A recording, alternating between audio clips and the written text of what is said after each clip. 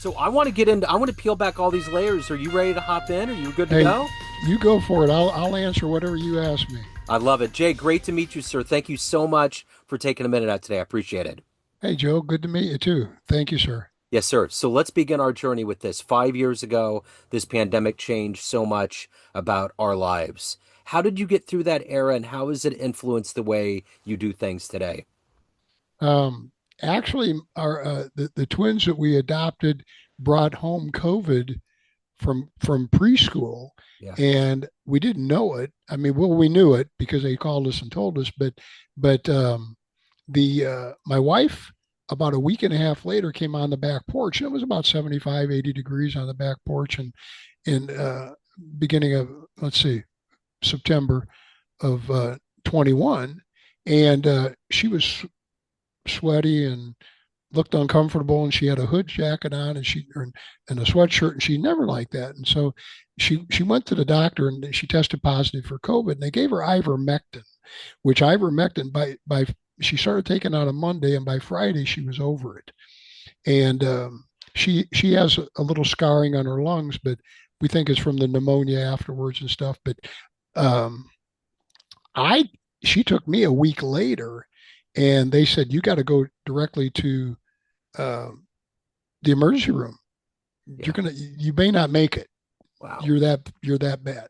So they met us at the door with oxygen, put me right into the ER, and I spent 5 months in hospitals, four different hospitals, and I got through that. And nobody had ever survived in that hospital that hadn't had a shot or had something or was younger. I was 71 years old. My lungs had been punctured. I had drowned. I'm not in bad shape. I mean, I'm not obese and heavy or have diabetes or anything else. So that's what saved me. And it just, but the doctor, when he let me out, he said, your attitude is what saved you. Yeah. Because he said, every time you would ask me if you're going to live, I told you I didn't know because I didn't want to say no. I didn't want to say yes. But he said, you would just use the F bomb. You just like, I Yeah. ain't, he said, you scared me. And then he said, I asked your wife, why does he swear so much about that? And she said, he's a Marine. I mean, what can I say? So I mean, but, but it affected me because I was paralyzed enough, but I could still function. I could get in and out of the shower. I could do all this, and it changed my life. Yeah. I spent, I mean, it reparalyzed me completely. It drained me. It drains me. My left, above my left ankle was smaller, half the size of your wrist. There Wow. was nothing left, and I had to rebuild. And I had you know what it is, one of those motor, the things you raise a motor up out of your. They call it a Hoyer lift for a body, but they roll you this way and they put a pad under you. They roll you back this way, and then they hook it up above you up here, and they raise you up, and that's how they got me in and out of bed once I got home for several months, to get onto the toilet, to get into the shower, to get out of the shower. Every time it was. And one day I just came to the point, like I've had enough of this crap. Yeah. And the lady helping me, I told her, I said, just go outside, and unless I scream to call EMS, I'm okay. But Yeah. you're going to hear. And I grunted and groaned, and I've been through so much throughout my life that I had her pull my scooter up beside the bed, and I fought it for an hour and a half till I got on the scooter, Wow. tears running, sweat dripping. But I, you can do a lot with your mind if you get the quiet time to do it and fight it. Yeah. And I talked to a gentleman the other day, and I said, would you rather have, if you had a choice of one or two things, would you rather keep what you've got from the shoulders up or the shoulders down? Because without your head, your brain, and your eyes and your ears and your nose, you're nothing. Yeah. You True. can lay in bed and be paralyzed and still function. Yeah. And that's the whole, that's where I say mindset. It's just like, I don't understand a lot of today's generation, and not understanding it's possible. Just do it. Yeah. Try it. Yeah. I agree. I totally agree. Yeah, I think that yeah, that's such a mixed bag of things that are going on right now, and over careful and just things that are happening. But you're totally right. If you put your mind to it, you can do absolutely anything. And that seems to be the testament of your life. So I want to go back to I want to put you in front of a bunch of school children, 12 years old, it's career day, and the kids want to know what you do now and what you've done in your career. How would you answer those kids? Well, first of all, I tell them they're all winners because Yeah. they're there. Yeah. They're in school. I don't agree with the way school goes anymore in a lot of cases because I think it's more indoctrination than it is education.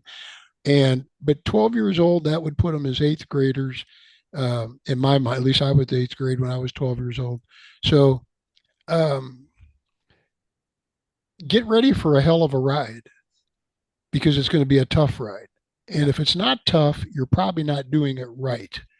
And I've and I would just let them know that I you're speaking to somebody, you're looking at somebody that I can sit here and tell you I've been dead, and I've been dead 3 times, and I've should have been dead 3 or 4 other times, and by the grace of God, I'm not. And so I've never given up. I've always looked. I've had to change the path of my life multiples of times. All of you kids sitting out here today may very well be thinking you're going to be firefighters or jet pilots or work in computer design or something. I don't know. Be a cook. I don't know. And you got to think, I mean, back when I was a kid, everybody wanted to be a fireman or a cowboy, I mean, it was like, hey, ride the range, with, Roy Rogers or somebody. But I was raised on a big farm, on a big working farm with a lot of cattle. We had airplanes. We did a lot of agricultural spraying, and so I would let the kids know that I had some people would say a privileged upbringing, but it wasn't. We worked 18, 19 hours a day because you don't eat. I mean, when you got 1,200 head of cattle, you're feeding cattle. You got hogs, you got chickens, you got crops, it's something always going, but you gotta suck it up. And I can tell y'all right now, 10 two-letter words. I want all you kids to write these down. These 10 two-letter words are going to change your life because they are your life. And they're very simple. If it is to be, it is up to me. Yeah. If it is to be, it is up to me. I can't come here to school and take your classes to get you into high school. Hmm. You can't come to my office and be a partner in a company that is nationally and now going international because you don't have the experience. You don't have, and you don't need to go to college. I'm a high school graduate and I'm mostly paralyzed, but that doesn't stop me from performing and doing and leading by example. I can lead and do and go. It doesn't matter. And so can you, Yeah. but it's all up to you what you do. And life's going to be hard, but you got to suck it up. And I'm going to share one other comment with you because I know you all have bled or had a little bit of bleeding, maybe a bloody nose. You've all sweat. You know how it's like to be to be warm or hot. And some of you probably had a broken arm or a broken leg. I know my kids did. And so I'm going to put it this way: sweat dries, blood clots, and broken bones heal. Suck it up. Yeah. And that's what you're going to have to do because if you don't do it, you're not going to get through life. Yeah. For sure. So, for all you young folks out here, I hope you have a great eighth grade and good luck. What did you want to be when you were that age? What was your dream life, Uh, dream job? I figured I'd farm. I Yeah. figured I'd be a farmer my whole life and I'd be a pilot. I soloed when I was 14 years old and on a sod strip, but I'd been flying since I was born. I mean, my dad, I was always in an airplane. I was always on a tractor. I was always in a silo. I was always with cattle or hogs. And but I thought I would be an agricultural pilot. I had about 1,600 hours of flight time. Yeah. I never had a flight school, the ground school they call it, but it was 70 miles away, and we just never had it. I'm talking in the 50s and early 60s. Yeah. So 1964, that's when I soloed. I was 14 years old. I was born in 1949. Wow. So talk to me a little bit about how life has unfolded. I know you were in the military and you've had near death experiences. Give me kind of a glimpse of your professional life leading up to now. Professional life. First, it started with I guess just getting out of high school and then going in the Marine Corps. I was in the Marine Corps. I was originally in tanks and armor, but I quickly transgressed into and was put into criminal intelligence. And uh, I don't remember 1969 at all because I died November 12th, 1969, my first time very violently. And I don't remember much before that. When I got out of the hospital, I spent a year in the Naval Hospital after they got me back. Um, I moved on. I kind of rehabbed. I had about after about 3 or 4 months at home, I rehabbed enough. I went to my aunt's house up by Chicago, well, out in the suburbs, 25, 30 miles. So not really Chicago, but kind of in that direction.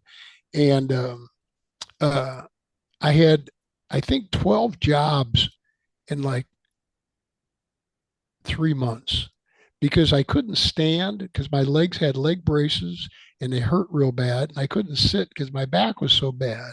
So I kind of needed to stand and I kind of needed to sit. So I went back to Mendota and I thought, you know what, this sucks. It's not good. And I'm really good as a Marine. I'm really good at detailing. I love detailing. I mean, when you're gonna detail your car, take the lens cover off your tail light, take the light bulb out, clean the light bulb, clean the lens, put it up. I mean, that's detailing a car. And so I started a detail company. I started flipping cars. I took some money I had, and I started another company called Corvette Enterprises.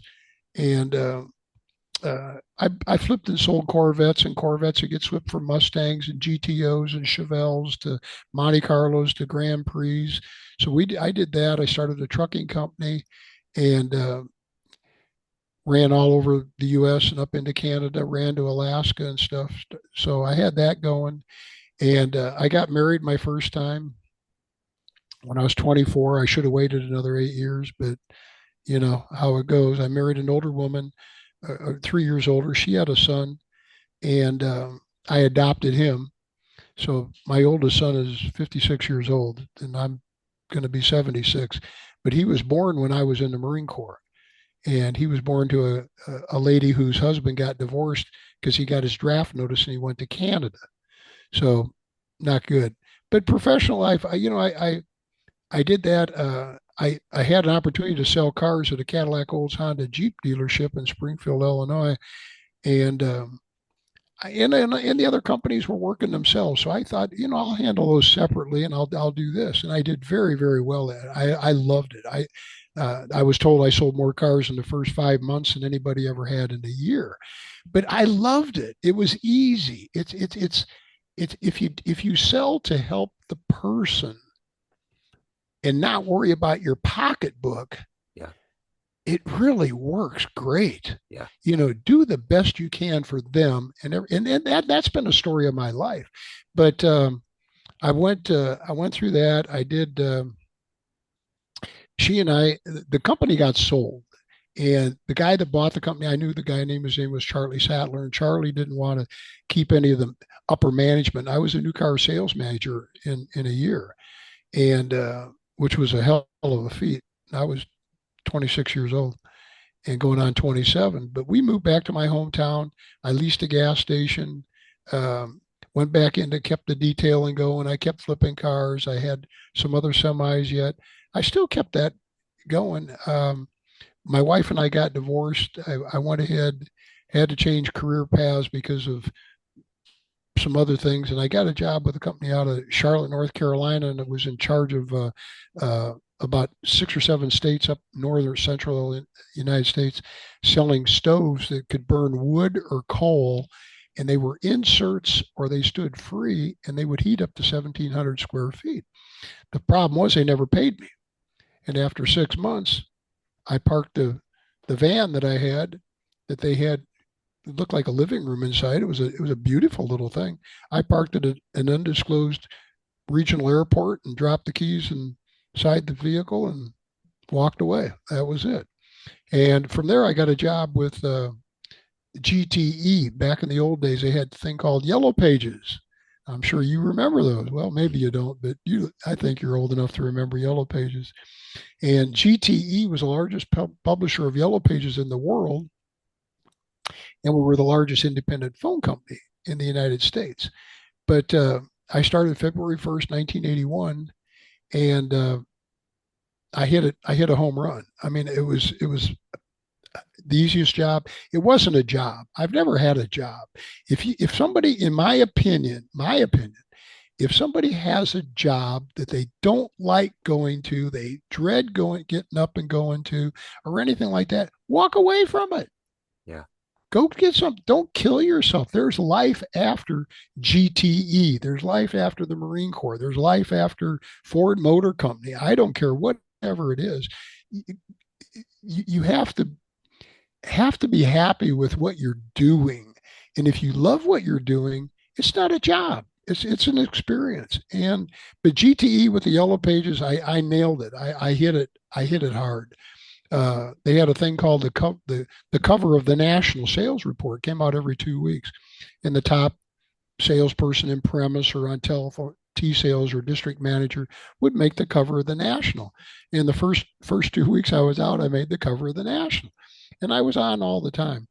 It seemed like, and but about 4 or 5 months later, on July 4th, 1981, I broke my neck.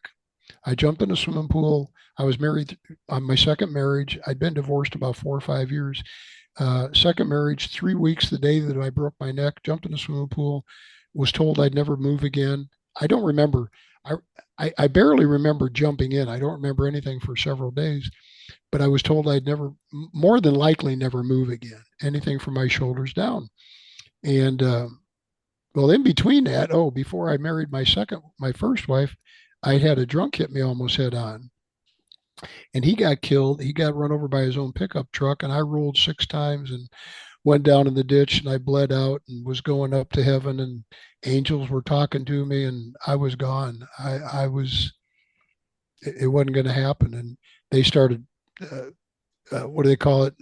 Transfusing blood from one person to me because they didn't have blood with them, and they had a type O, and I'm type O, so everything's good to go. And but getting back to the Yellow Pages, everything would just work good. But I broke my neck. I was in the hospital for many months. Well, I was in the hospital for 6 weeks, and then I went to a rehab center, and I've got bullet holes, skull marks on my skull, all from where the bolts were all in my head and stuff, and and I fought it. I just fought it, and I had the faith that God wanted me to move. I wanted to walk. I didn't want to run. That wasn't my goal. Just to walk, and and my left arm one day at about a month in, I hadn't moved anything in about a month. My left arm kind of just started moving a little bit. I didn't know if it was because I was thinking about it or not, but it did. And so I said, you know what? I'm doing this. I'm gonna walk. I'm gonna walk. So I got to a place called Sister Kidney Institute in Minneapolis as part of a big hospital chain up there. And uh, I got my introduction. I just never quit. I never quit working at never. And I would, if they told me to, if my left arm was starting to work, if they told me to raise it 5 times, just as best you can, and you could hear people grunting and groaning all over the physical therapy department, and raise it 5 times, I would do it 7 times. And he said, no, 5. I'd raise it 8. He said, okay, smarty, do it 8 times. I'd do it 10 times because I'm not going to quit. Nobody can tell me, in my opinion, well, I've proven it. Nobody can tell me what I can or cannot do because I believe that if you put your mind to it, you can accomplish things that people can't even imagine. And a long story short, and I'm not get into it because if I get into it too much detail, I cry about it, and I got tears because of all the emotional stuff I went through to walk and what I did and how I got out. But I can tell you the interesting little story. There was a gentleman. There were 3 of us in the room. A guy named Jeff. Jeff was he'd been climbing rocks. He would go on these job interviews. It paid a lot of money. Then he'd climb rocks, and he just did it time and time and time again. Never accepted the job. The job. And well, he screwed up and he fell down and had severe head trauma, TBI. I've had multiple TBI, uh, spinal cord injury, and he was in really bad shape. And he could grunt and groan. He could understand what you were saying. And then to the left of me was a guy named Bruce Gertner. And Bruce had had a bale of hay fall out of a barn when they were putting bales of hay in the barn and hit him in the head and broke one of his vertebrae. And when I got to the Sister Kidney Institute, they were able to move. He was moving quite a bit. And I said, "You're going to walk out of here, dude. You're going to walk out of here." He said, I don't know. And I said, you got your toes are moving. You're moving your legs some, not much, but you're moving. You just got to work at it. So I harassed him and kept going. And I'm going to be pretty explicit about this because it really was a change in my life and brought to fruition something else. And that was that there was a doctor walked in one day and he looked at Bruce's chart. And I'd never seen this guy before. And uh, I told this guy, I said, Bruce is going to walk out of here, maybe a month, 6 weeks, but he's going to get out of here. He's going to walk out. The guy looks at the chart more. He said, nope, he's never going to walk. I said, what? You can't, what? Really? No, no, no, no, no, no. So anyhow, we had some words back and forth, and I reached down and I took the tube out of my urinal, and my left arm was working well enough. I took my urinal and I chunked it across the room at him, and it bounced off the end of Bruce's bed, got all over him. And that wasn't a good scene, but I didn't care. I'm an angry 31-year-old Marine. I don't care. Don't tell me. And so a couple hours later, I had a guy, John Bauer, and a guy, Char- Robert A. McDonald, who was the director for Sister Kidney Institute. And they came in and he told me, he says, we're going to have to let you go. We're going to have to put you out of here for what you did, your words and your actions and stuff. And I said, well, I understand what you're saying, but you don't know the whole story. So I reiterated from my point of view. Bruce concurred, and Jeff is sitting over in his bed going, grunting and groaning, and he's yeah. So they left. Well, I found out from my charge nurse, the lead nurse that I had, 2 days later, that guy had been let go. He'd been an intern, and they got rid of him. Well, make a long story short, that next year, I had a couple of phone calls and from Sister Kidney Institute about an award, and I hung up. I figured it was a joke from some of the guys at GTE, and my wife finally took it, and they had never had a patient of the year, and they've been there 86 years, if I'm not mistaken, and that's 44 years ago now.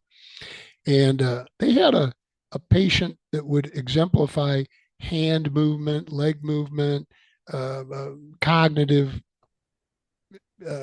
improvement, and so on from a stroke. But where I was at was strictly traumatic brain injury, spinal cord injury, and stroke. That was it, and very limited. And make a long story short, they had me back as patient of the year, the only one they've ever had. And my plaque that I've got over here says for exceptional rehabilitational achievement and attitude. Because I used to stop by the rooms and try to get people, hey, Mr. Smith or Joe, how you doing today? My name's Jay. I'm down here and this and that. And you doing okay? And I would try to get, do you have a goal? And if you don't, let's try to set a goal. I mean, I didn't say it like that. I did it a little bit more copaesthetically that it was not so obvious. but you got to have something to want. Yeah. You've got to want something, because if you don't really want it, you're probably not going to get it. Yeah. And so anyhow, the charming factor about this whole story is when they gave me, they flew my wife and myself up to Minneapolis area, and gave me this award, and I was up on the stage with my walker, and I'm going along and leg braces and all that, and uh, the guy that gave me the award, and his name is etched into the copper on it, is Robert A. McDonald, the same guy that was going to throw me out of the hospital, gave me the award for being patient of the year. Wow. So Wow. that to me is karma. Yeah. And I talked to the lady. They want me to come up next year and talk to them, talk to all the nurses, talk to the staff, talk to them about what have I done with all my life? What have I done? What have I been through? Because when I left up there, I've changed a lot. There's been a lot of things happen. And she said, as a matter of fact, about 4 weeks ago, we had the Robert A. McDonald Foundation award dinner. So he's since passed away 25, 30 years ago, and they got the Robert A. McDonald Foundation. So it would be kind of cool to talk at the foundation meeting for a guy that gave me a plaque that he signed 8 months after he was going to throw me out of the hospital because I threw a urinal at a guy that should have kept his mouth closed. Yeah. Sure. You Wow. know, That's a great story. Yeah. but it's accurate. Sure. Yeah. But so anyhow, I went back to GTE. I did really well. I went back to work in 1982, uh, uh, approximately April, and I ended up winning some award that year. I don't remember what it was for, but I was the first 2 weeks I was back to work. I was on the cover of the National. Yeah. I hadn't lost a step, not a bit. And uh, the next year, I won the President's Award. At the end of that year, my district manager was leaving and taking over his family business back in Spokane, Washington. And so the division manager put out, they were looking for a DSM. And I said, well, put me in, put me in. Hey, my time to bat, brother. I'm up. And so he did. And I did real good on the unit. We brought it up a lot better than it was doing. Uh, the guy that I worked with he was a good man. I mean, we got along good, but it's just I just had a different way of working with people. That's all, Yeah. And then another unit came open that had a problem the next year in June, down in the greater Chicago area, outside of Chicago a ways. But I went ahead and took it. We had a baby boy at that time.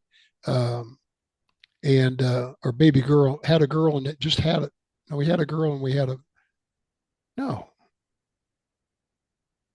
Let me see. When we moved down there, yeah, we had a girl. Then we had a boy after we moved there. I've lost it. It's been a long time, Yeah. but the unit had a lot of problems, and I took them over. I fired people. I fired the top performer for the whole division, but they were lying. They were cheating. They were stealing. They were forging names, and not only could the advertiser, have sued, we could have sued them too. And it's a long story, but Yeah. the the guy that same thing happened again to go to Houston, and that's what got me to Houston. And it was taking over some problems. But I interviewed for a division manager position out of Lexington, Kentucky, with a guy by the name of Garl Benz, long since deceased. Good man, good man. And he said, Jay, you take over things, you're doing things that nobody else wants to do. We've threatened people and they won't do it. It doesn't matter. You just go, come on, hip, bring it on, buddy. Yeah. I said, yeah, but in Joe, I can tell you this much. If and I say this quite often, is people don't realize, and I did, people as a rule, well, 100% rule actually, in my mind, they don't realize what life can offer them or give them or what they can do in life or get out of life until they've been dead. Yeah. And once you've been dead, you have a different perspective on life. Yeah. And I've been dead multiple times. Yeah. And I should have been dead a couple of other times, 3 or 4 other times. Yeah. And every day is a gift. Every day is a, there's not 1 minute that you should waste. In my mind, also, you've heard of somebody say, "Hey, what are you doing?" "Oh, I'm killing time. I'm killing time." Okay. Killing time is one of the biggest crimes a man can commit when he's alive. Yeah. It may be the biggest crime Yeah. because that's all they've got is time. Yeah. It's like you may have money in a bank account, but you can tell how much money you got left by looking up online now, or back in the old days, you get it in the thing and you go, "Oh, you got $1,242.18." Okay. But that doesn't tell you what if when you're born, you're given an X number of days and you've got 1,214 days left of your life and you're going to die. Yeah. You don't know what it is. You can't see. They don't give you, it doesn't come on the internet. You never get it's just, it's there. Yeah. So live every day like it's going to be your last. Try your hardest. And the thing with the Yellow Pages, I really, really enjoyed in all the positions I held, all the areas I went, and I was able to, visit and get to Munich and Monte Carlo and uh, uh, all over, basically all over the world between the Marine Corps and trucking and GTE. I think the biggest thing is that, well, when I got my last, when I went to Houston, I took over a division. It was the worst. Well, it was negative year to date. It was doing terrible. It was upside down, bad. And the gentleman that brought me in is a guy I went to work for in Park Ridge, but he had then moved on, and I had the Park or Houston, this district in Houston, and ended up 1980. That was 1989. I took it over mid February 1989, and we ended up for the year number one, and won the Distinguished Management Award. That was the third DMA, Distinguished Management Award, I won. And when I got it, they gave it to me in March of 1990. And the interesting thing about it was that they brought in a guy named Rocky, oh my gosh, Real forgot. quick, Jay, that Yes. this 40 minutes, so it's going to run out in a couple minutes. So I want to make sure I get to some particulars before. So if you want to wrap this story Okay, up, I can wrap this up. Well, I'll yeah, just wrap it up. I mean, it doesn't matter. But the thing is you get further down the road. It's not about the awards you win. And he told me I've won every award they've got, multiples of them.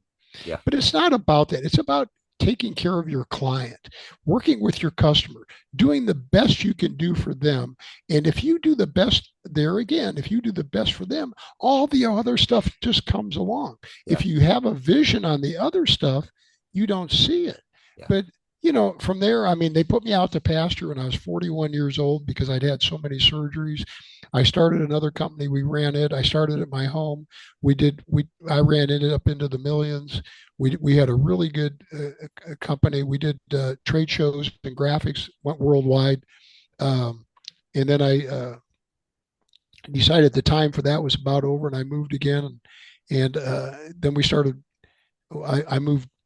Moved again, and we built homes for 7 years, and we did well into the 6, 7, 8 figures hmm, in 7 years, and but it's time to move on. My yeah, my body's getting beat up, and but it's never too late to change the direction you want to go. absolutely, And absolutely, people need to have, if you got a focus and you have a want, that's great. But you don't have to change 180 degrees. You just sure, got to change a little bit. And that little bit, if you've been hunting or shoot bow and arrow or whatever, that your aim, if it's off 1 inch or a tenth of an inch here and you're shooting at 1,000 yards, I know in the yeah, Marine Corps you'd miss your target by a half a mile. yeah, for sure. But So I'm curious if anyone wants to reach out. Your story's tremendous. You've opened up such a wonderful portal to your life. If anyone wants to reach out further, is Never Quit Trying? Is that where they go? yes, sir. It's my first name, Jay, Jay, at neverquittrying.com. And on that, and that website's just been a placeholder, but I've written a book. The book's coming out in about 3 or 4 weeks. It's called The Strength Within You. Okay. Never, it's always too soon to quit. Okay. The Strength Within You, and then the subtitle, It's Always Too Soon to Quit. And it's about my deaths a little bit, but it's more about what it takes to get over the obstacles. That's the thing that people miss. I don't care